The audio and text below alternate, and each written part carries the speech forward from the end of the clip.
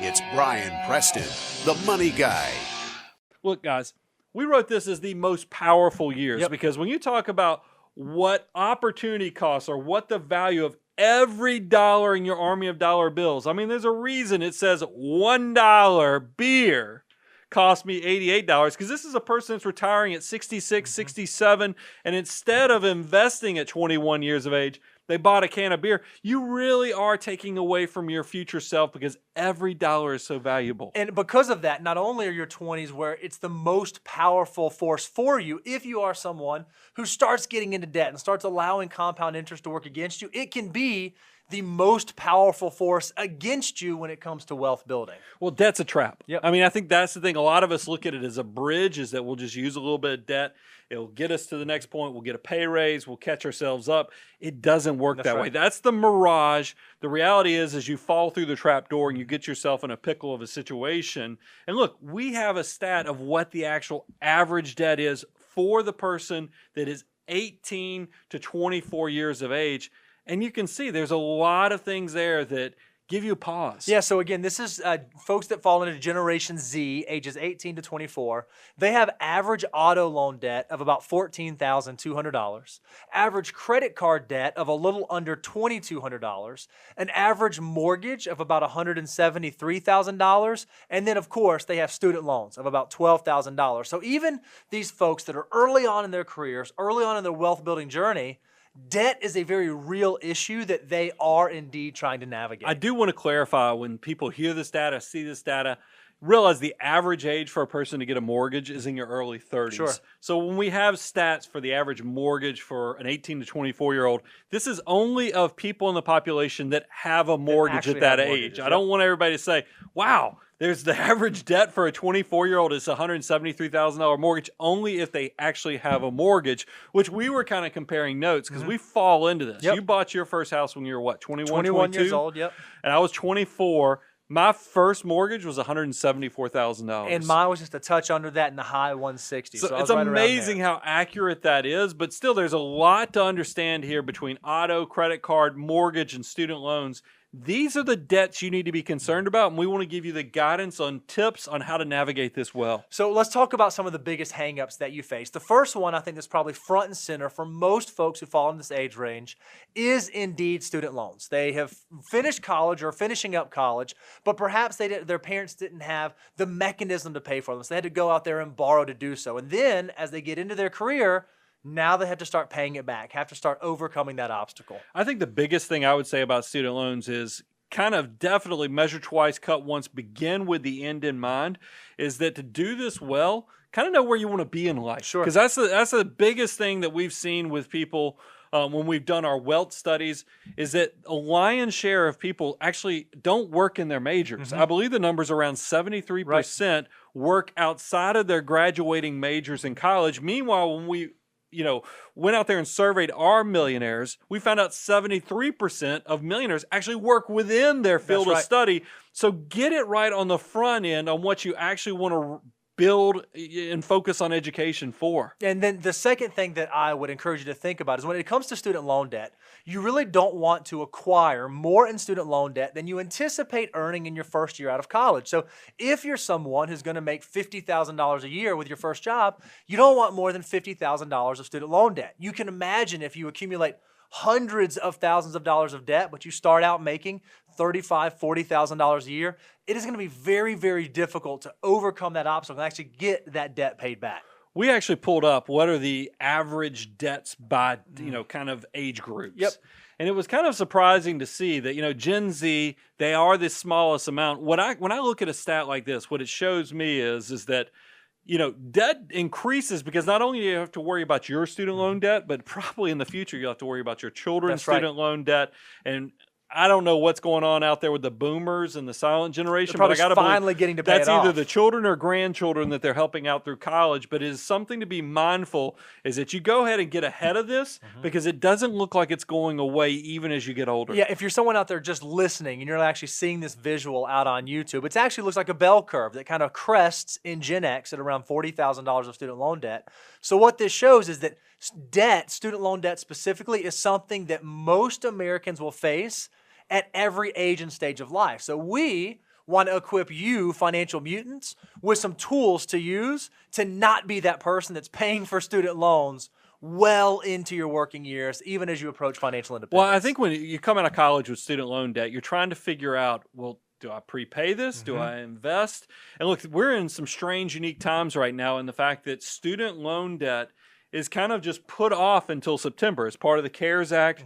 If you're prepaying it, you're in dangerous territory because there's talk of potentially forgiveness. It's definitely not running up any principal or interest right now. So be mindful that we're in a unique time with student loan debt, but we have tried to give you the guidance of how should you consider investing versus prepaying student loan debt? Yeah, and we've tried to make it pretty mathematical and pretty easy because we already know that $1 can turn into $88 for a 20-year-old. So we would say that dollar has a lot of juice behind it. Well, if you look at it, really, the reward you get for investing your dollars is called the risk premium. If I take a little bit of risk, I get a rate of return because of that. Well, we looked at historical figures, and this is what we kind of came up with. If you're in your 20s and the interest rate on your student loans is below 6%, you might not want to get into a hurry paying that off because there's a chance that your army of dollar bills can do a lot better work being invested and growing for you than retiring that debt. When you get to your 30s, if your student loan interest is below 5%, you might not want to prioritize paying that off. And then once you get into your 40s, if your student loan debt is below 4%, you might not want to pay it off. And then as you do get into your 50s and as financial independence is on the horizon, that's when you probably should not carry student loan debt any further into your journey with you. What I like about, I just shared with you, we're in a unique time for student loan debt. You've heard right now student loan debt it's 0% essentially because they've deferred or not even calculating interest on student loan debt. So we're sitting at 0. So as you can, based upon what we've shared with you with the risk-free premium and the rate of return that you're expecting to make on the money, you want your army of dollar bills working right now while we're trying to figure out what happens to student loan debt. The second pitfall that we often see for folks in this Gen Z and this early 20s area is credit cards. This ability to not just live paycheck to paycheck, but there's actually even an opportunity to live farther than paycheck to paycheck to actually overextend yourself. Yeah, I think this is the part I mentioned that it's a trap because I think if you're using credit card debt to bridge your lifestyle, I want you to write down all of your financial goals for the next 10 to 15 to 20 years. And then literally after you write it down, set it on fire. Because we talk about this, what I consider a great rate of return in the financial markets is like when you talk about the S&P 500, what it's historically returned is around 10% per year.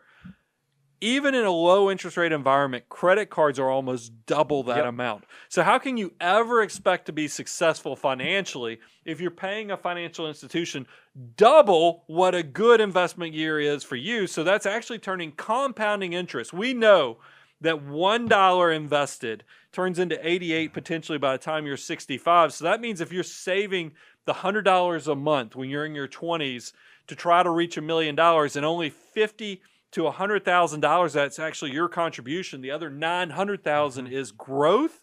What do you think's happening when we flip that upside down and actually double the interest rate with credit card debts? This will dig you the biggest hole and destroy your financial life if you fall in this trap. Now, I want to give Gen Z a big shout out though, because one of the things that's really encouraging is that Gen Z actually has average credit card debt of about $2,200. And while that's not ideal, it is actually much lower than average. If you look at the average American that carries credit card debt, they carry about $6,200 of credit card debt. So Gen Z does come in significantly lower than that. So maybe they've learned from the prior generations who have not handled credit cards quite as well. Or just give them time. Because as we see going through the data, I know what the data says for future slides. Unfortunately, this is not something that the older you get, the more successful you are with tackling this debt. I think that it's just... You start off with 0 debt and you build this up over time. Since we're right around $2,200 for Gen Z, they just need time. And I'm telling you, don't fall in that trap and your future self will give you a big, huge bear hug because they'll be so excited you're not in that trap. And the other thing that's scary is not only does the average American with credit card debt have that much, it's a lot of folks. There are about 47% of all American households carry credit card debt. That's almost 1 in 2 households. So if you're sitting in your house, you look at your neighbors on each side, odds are one of them has credit card debt, and that is just not ideal. Here's what I would tell you. We're not the people that tell you zero credit card use because, I mean, credit cards are convenient. There's some, price matching. There's some extended warranties. There's actually, and then you can even use it on websites that you wouldn't feel comfortable using your ATM or cash or whatever. It gives you a lot of protections. But here's the thing I would tell you. If you're not paying off your credit card bill monthly, you're doing it wrong. We're all okay with credit card use. We're way against credit card debt because you should not be carrying a balance. If you actually are carrying a balance month to month on credit cards, you might have to go a more extreme measure and just quit using them. That's exactly right. It may not be the tool for you. So if we think about folks in their 20s and their average debt by age, how do you stack up to your peers? Well, when we look at total debt load, not including the mortgage, so excluding mortgage, for Gen Zs, that's from ages 18 to 24, their average debt load is about $10,900. $10,900. For millennials, which is the remainder of the 20s, the 25 to 30-year-olds, average debt load actually increases to $27,000, and more than double. So the takeaway here is debt tends to get bigger as you get older. It tends to grow unless you can flip your mindset and become a financial mutant that does not allow yourself to fall into that trap. Yeah, and this is, by the way, this is excluding the biggest debt most people have, which is mortgages. This is all personal purchases. So I think to be very mindful that I don't want you to live the life where what shows from you living life is that your debt has expanded and you're essentially the debt prison you're putting yourself in is expanding. Why do people work in jobs they don't like? Why do they live in communities that they don't like to live in anymore? If you want to boil it down to what the causation or what the trap is that keeps them there, it's typically rooted in debt. That's right. So you need to pay attention to these things and use it as something to motivate you not to make those decisions while you're in your 20s.